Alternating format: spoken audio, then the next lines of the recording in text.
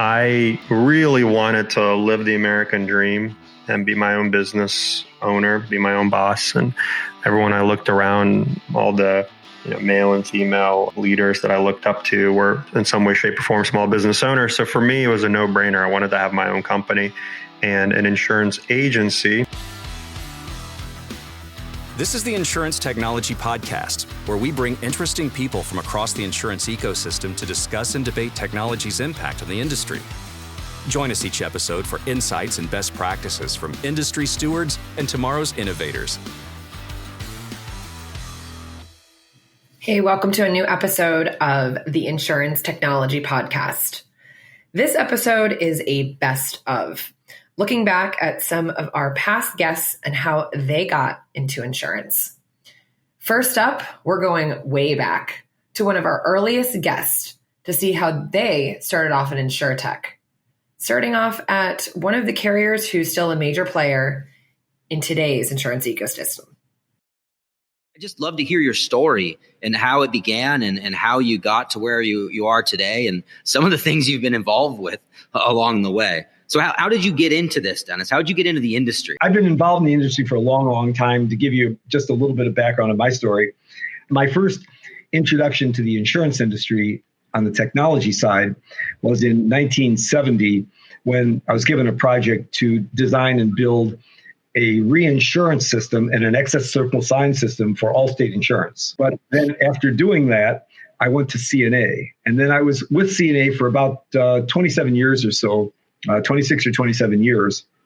And when I went to CNA, I went in as the chief financial officer, and then I picked up responsibility for computer systems. So for 15 years, I was responsible for finance and accounting and also for the computer systems operation. So while Dennis was there from the beginning, our next clip is from one of our Insurtech founders. Let's find out how Kabir got into insurance and continues to be a major player in the world of data. Kind of give us a little background on how you got into Insurtech, if you don't mind, Kabir. Sure. Mine is an accidental journey and very good accidents along the way. I got into insurance because that was the only company that would actually sponsor my green card. That's how I got into first insurance. So this was 27, 28 years back. And I got into research. I love research and data. So I'm not a programmer. I'm not a technologist. I love to look at data and say, how can I help, kind of thing. I'm more of a guy who wants to please. That's how I build products. So when I was doing that, I accidentally ran across, when I was in one of the sales meeting with this broker, I ran across and the way they were selling, and I'm like, well, this doesn't make sense. Why can't we use technology? Because they were using yellow books to go after people. And I was like a little bit shocked. So, when I came to America, I always thought that, it's going to be technologically advanced. They're going to use the best computers, but they were using yellow books and country clubs. And I'm like, well, this doesn't make sense. So that's how I got into insurance. And if you think back, right, most of us get into insurance accidentally because we don't grow up saying, I'd love to be a broker. I'd love to be an insurance person. It's fun going back and listening to some of these, some almost 2 years old, but really listening to how they got into insurance and continue to have a passion is great. Next up is one of our OGs, David Wroe. So for the listeners, David, if you could start by just telling people how you got into the industry initially. Everybody has a story around this. Well, this is really a history type story. It was in 1978 when I had left Texas Instruments. And at TI, I had been involved with data exchange type systems. And I went to work for Commercial Union Insurance Company. And this was a time when all the insurance carriers were really trying to automate their relationships with agents. But the way they did it in the 70s was to extend the company terminals into the agent's office, which gave the agents, CSRs, the the problem of having to deal with a different type of terminal for every one of the carriers they had to support. Maybe they averaged 7 or 8 different kinds of terminals in their office. That was one kind of a problem. But at the same time, the agents started to use mini computers to automate their own policy information, their own customer information for their own prospecting and servicing needs, which now created a problem of not only do I have to go from one company terminal to another, but I need that same data stored in my own database and my own mini computer system at the same time. And that was a real frustration. When I joined at Commercial Union, another coincidence was that their CEO was a former agent, Lawson Swearingen. And he listened to agents hear about this issue. And he said, we're going to do something different. We're not going to extend our company capabilities into the agent's office with terminals.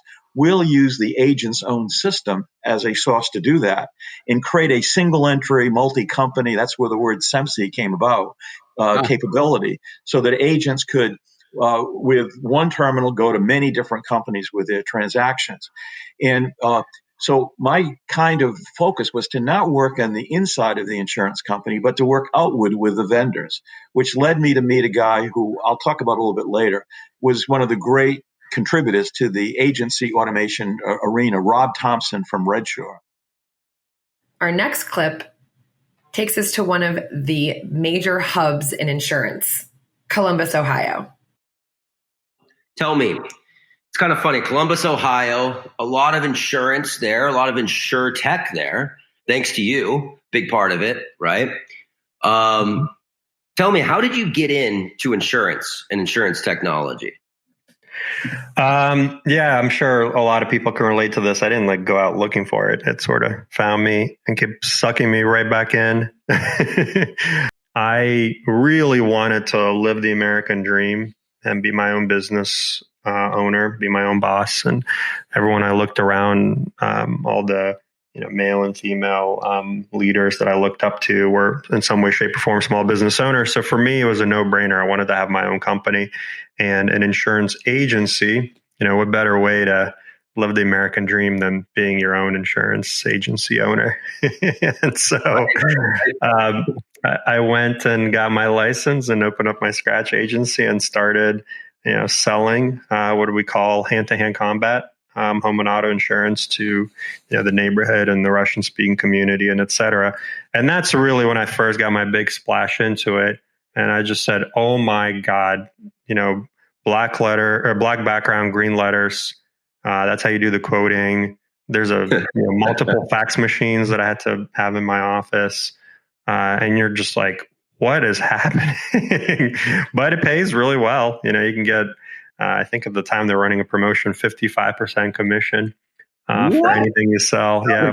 That's how they lure you in. And, I'm a good salesman is what I figured out through that process. I'm also not that bad at problem solving when it comes to technology. And when you have to look a person in the eye and explain to him or her why there's this 5 rounds of paperwork and this tedious process of, filling and signing and all that jazz, you're thinking to yourself, man, there's got to be a better way to do all this. There just has to. And the truth was at the time there wasn't. And I'm not talking about centuries ago. This was, just 10 years ago. And so that's how I got into it. Well, Ilya always knew he'd somehow end up in insurance. Our next guest started very far from the insurance industry. So tell us, and actually, I don't really know this. I kind of know this, but how did you actually get into insurance? Oh, probably like most people, by accident. It was not on purpose. My first 2 years of college, in undergrad, I was a phys ed major. I aspired to be a high school football coach. That's what I wanted to do. There was a unexpected death in the family, and I moved home to Columbus, which is where I was born and raised, finished up at Ohio State. And it was my father that had passed away. And one of the things that he said to me a couple hours before he passed unexpectedly is that, listen, do me a favor and just take one business course, because if this high school football coach stuff doesn't work out for you, you're probably going to be a sales guy of some type or another, but just take a business course. And he at the time was head of claims of a Midwest insurance company. And if you've been exposed to people that come out of claims, usually the first answer is no.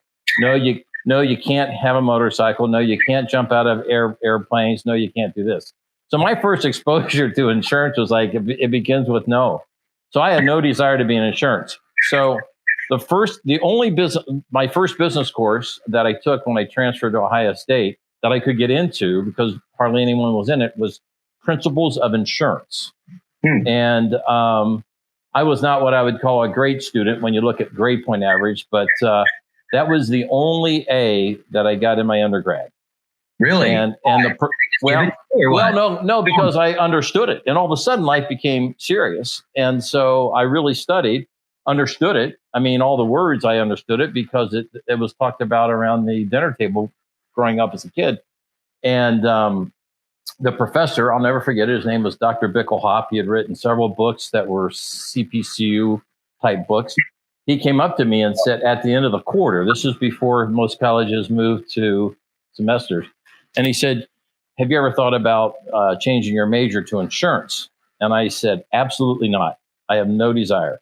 And then he said something that changed my mind. He says, well, there's a scholarship fund called the Griffith Insurance Foundation, and they're giving scholarships out to people that have a desire to major in insurance. And I said, you know something? I think that sounds good because I had no money. And I was working 3 part-time jobs. And I said, I'm in. I think one of my favorite parts about Jim was how he connected coaching into his career in insurance. Well, our next two guests, seemingly like many people that have been on the podcast, accidentally fell into insurance. So let's get after it. So we'll start with you, Alan. How did you get into insurance technology? What brought you to this wonderful world? For me, it was sort of accidental. I was thinking about this morning. I was working a consulting gig and was about to go on, seriously, take a vacation. And somebody called me and said, hey, we're doing this POC for, I won't mention the carrier's name.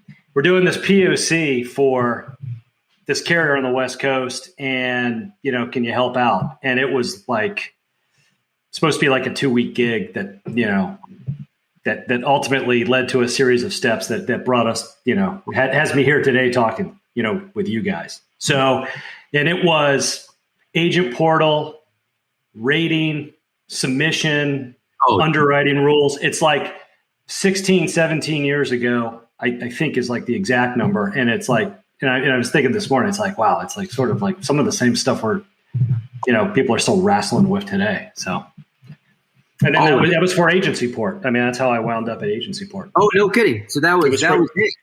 Wow. It was for them. It was for them, probably because Mike Albert knew better than to get involved with that POC. So they went outside to get contractors. No doubt. That was for suckers. Yeah. For context for the listeners, agency port. Because the brand isn't really there anymore, right? It hasn't been there for quite a while. We all know it, but like for the audience, who's Agency Port? What happened with Agency Port? Great company, the original Insurtech, as it were, founded by 3 guys: Steve Hauk, Eric Harnan, and this other guy, Adam Black. Awesome dudes. Adam had an insurance agency and knew about the problems in the space, and the 3 of them went after it and did some really cool stuff. I think for both Alan and I, we learned a ton as part of that journey about business, about insurance, about technology, about this whole thing. And honestly, it was like the school of hard knocks for us. Tough projects, lots of depth in connecting carriers and agents. Agency Port was a company like Ivan's, really focused on this world in between carriers and agents. So it's like an incredibly niche space, but man, we've been in it for a long time now. So anyway, great company, very much a startup feel for us early, and we both worked there for a very long time until it got bought and sold a couple times and decided we wanted to go out and start anew. They're part of Duck Creek right now, still a good company. The products are still ticking. A lot of our friends are still there. Others have gone on, started other businesses. It's like, you always hear about the PayPal mafia in the technology world, Elon and these other guys have gone places and started other businesses. I mean, there's a few companies, and Agency Port's one, where folks that have been involved have scattered and started really meaningful businesses in the insurance space. I feel like that's so true across all businesses, right? Not just in our industry. We see it a lot in our industry because it's a big industry, but it's small, the people involved. And you do see it a lot. Like a lot of the people that we've interviewed in this podcast, you see like they've been doing this for so long. They were involved in things that were successful and they continued just to go into these other orgs and create things and do things for the industry and are still very, very successful. It's interesting. So how about you, Mike? So how did you get into the Agency Port world? Like how'd that work out? Can I answer this really quick before he tells the story? Yeah. I think it started with a search for AL3 on Hot Jobs. I was going to say, I've been dreaming of being a part of insurance technology ever since I was a small child. No, dude, this is one of those industries where it's like you've got, at least in my journey thus far, there's a handful of people that have been.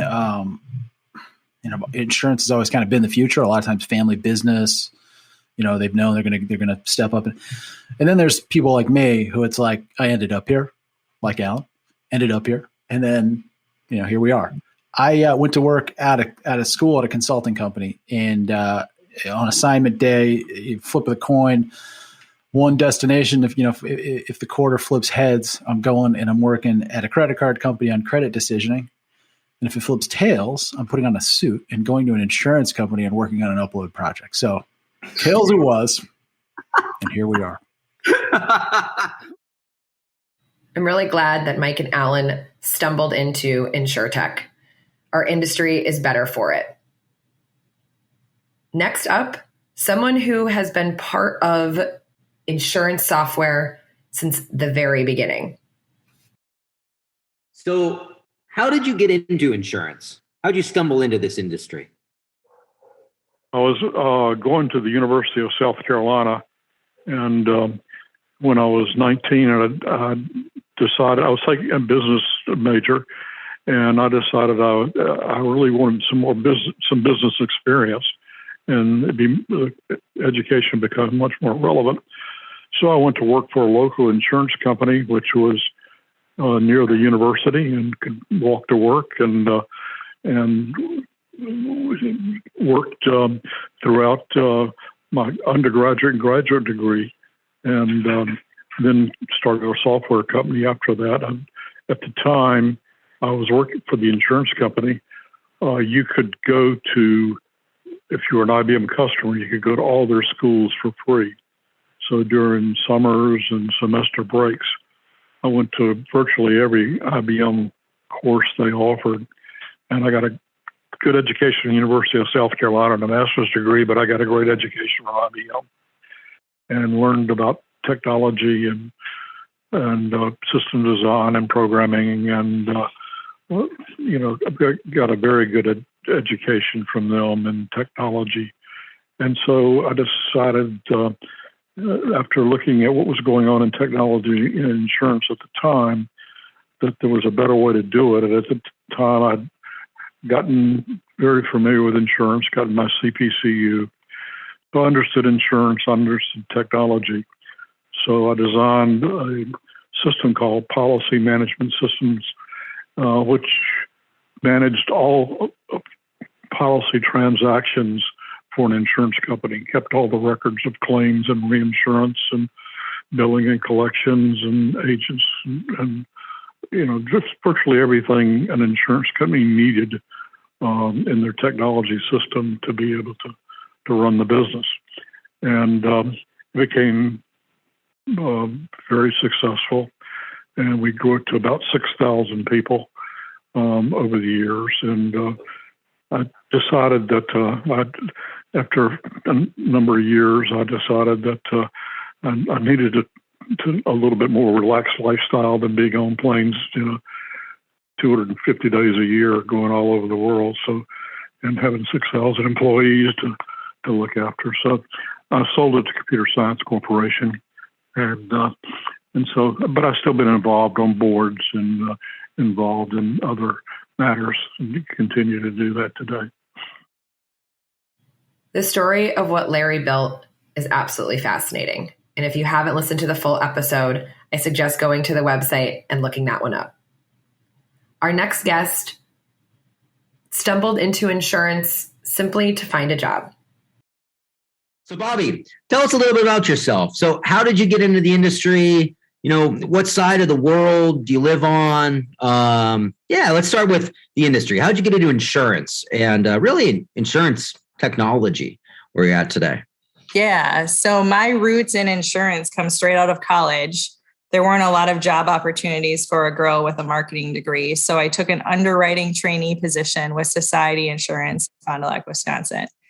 And I spent a majority of my career in commercial lines until about 2015, 2016, when the word Insurtech started to pop into our industry. And I was put on a large project for another carrier I was working with at the time to focus on what does the future of distribution look like and how does technology or how will technology impact that? And that was my big leap. I was in an industry for about 15 years at that point where nothing had changed. Right before I left Society, we were still getting carbon copied endorsement changes from some of our agents in Wisconsin. And I saw an opportunity to be able to not only participate in the change, but drive change within our industry. So it's been super exciting and kind of a short time in the distribution and Insurtech side. It's maybe 5 years at this point when I've really invested in it. So it's been really fun though. So glad that Bobby's marketing degree ended up not working out, and she ended up being one of my favorite people to hear on these various Insurtech podcasts as well as at events. Up next, we have someone who started on the carrier side and then had a chance to work with Ivans twice. So how'd you get into insurance technology? How'd you fall into this world?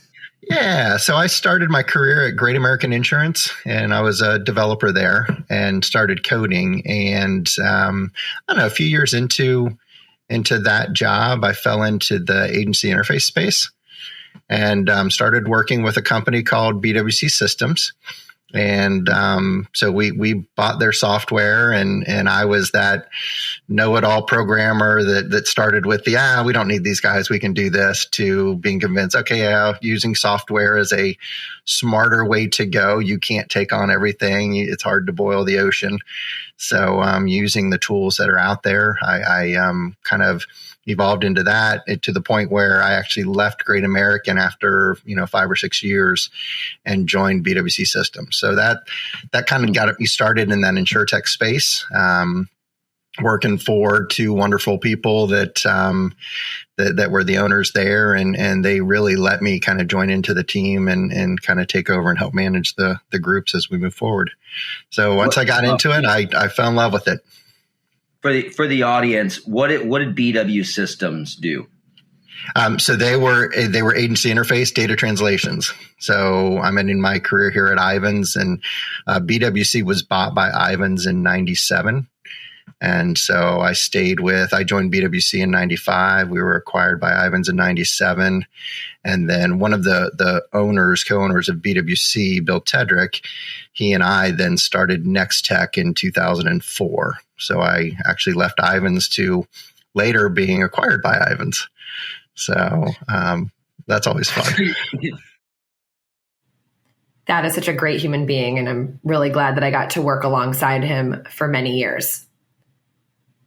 Next up, we have someone who taught themselves how to code when they weren't even looking at a technology job. How did you end up in the insurance software industry, or really insurance? From managing a bookstore and middle school teacher to all these things. How did you end up in insurance? The night that I saw the auction for the PC, for the Apple II Plus, I thought, I got to have that. So I asked Linda, can I call in a bid? And she said, yes. And I bid like $400. It was the most money I thought I could do. Well, it sold for much more than that. Oh, wow. And it made a lot. So I thought, how am I going to get one of these things? I'm getting ready to go to grad school. I'm going to be in grad school for, for working on a PhD for maybe 3 or 4 years. I'm not going to make a lot of money doing that. So I thought, if I'm going to do it, I've got to find a way to do it. And I decided that, well, I was actually visiting with my parents at their home. And my mom had an art store there that she operated. And I went in to see her there when we were visiting, and a guy came in named Max Miller who had an insurance agency and was actually the owner of that building. And I started talking to him, and he said it was for sale. And I thought, gee, I started asking questions about, well, what do you need for it? He said he would carry most of the down payment. And I thought I could probably have that computer in my hands within a few months if I did that. And so I just did a complete 360 in terms of my life. And Linda, my wife, has been just amazing. She just said, sure, let's do it. And so for about 1.5 years, I operated the insurance agency until I got my second year's contingency check, I think, came through, and there was enough money on it that I could buy that Apple and feel not too guilty about it. So glad Doug made the leap into technology. Companies and products that he created are still here supporting many in the industry today. Well, last up, we have one of our more recent startup entrepreneurs and how they made the big leap into insurance technology. Football was like my only focus from probably about 16 to 24, maybe 15 to 24. I just walked away and I achieved what I had set out to achieve, and I probably could have achieved more, but I'm grateful for what I was able to accomplish. I walked away in relatively good health, and I have a lot of friends that can't say that. So when I got injured, my wife was working at a company at the time called Infusionsoft. Now, local here to where we're at in Arizona in Chandler. And I got to know, she was in the marketing department. I got to know that team, the CMO, really well. And basically, we were just like, all right, well, let's reinvent yourself. Like, come work at Infusionsoft. It's a great company. It's great culture. It'll be a great, like, quote unquote, first job. Because what was happening is nobody was hiring me. Like, I was trying to apply everywhere. I was applying to like insurance companies, like all of this, like whether it's insurance, because I wanted to be insurance. I just wanted a job. Different like construction companies. Even I was trying to, at that point I was like, I'm not going to join the military. I'm married. I want to have a family. One of the things I hated about the NFL was being gone for periods of time from my family. So I wasn't going to go down that path. So that shifted like my mentality on what I was going to do. So I was like, all right, let's just try a job and let's see. Like, I know I'm like, at this point I'm 23, 24. I didn't have a prototypical college or, early 20s experience because I was playing football. I've never had a chance to do an internship or see what it was like. Let's just go try a tech company. Like, let's go try doing that and see what I like and don't like. And so got a job on the customer success team. And I approached it with the same mentality I approached football, which was like, just be the hardest worker in the room. Just outwork everybody, learn as much as I can. And I quickly got promoted. And within a year, I was at the top of the customer success team, and then started moving into more of the product realm. And I was just learning as much as I could. And then basically 1.5 years in, summer of 2016, I decided to leave. I was like, you know what?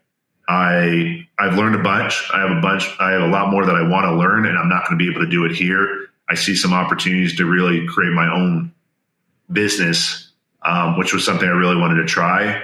And so I went for it. And I had basically started what I would call a tech-enabled services company. So like, customizing, whether it was Infusionsoft, HubSpot, Salesforce for different businesses, we were implementing those tools. And then basically sold one insurance agent who happened to be local. who happened, to refer us to a friend who referred us to another friend. And, from summer of 2016 to end of 2018, probably worked with close to 100 insurance agencies, kind of implementing the same 4 or 5 key, core systems.